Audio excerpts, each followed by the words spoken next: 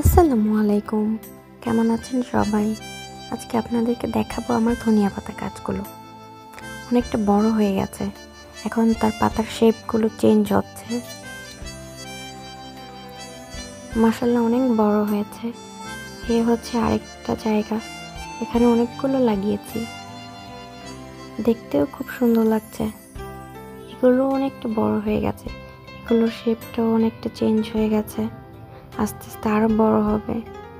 ধনিয়া পাতা গাছগুলো বড় হতে খুব একটা সময় নেয় না। কিছুদিনের মধ্যেই মোটামুটি ভালোই ফলাফল পাওয়া যায়। কালারটাও খুব সুন্দর, আর রোদ্রে থাকলে এটাতে বেশি ঘ্রাণ অনেক ভালো আসে। আর আমি এটাতে আমি আরো লাগিয়েছি ধনিয়া পাতা। এটা বড় হলে দেখাবো।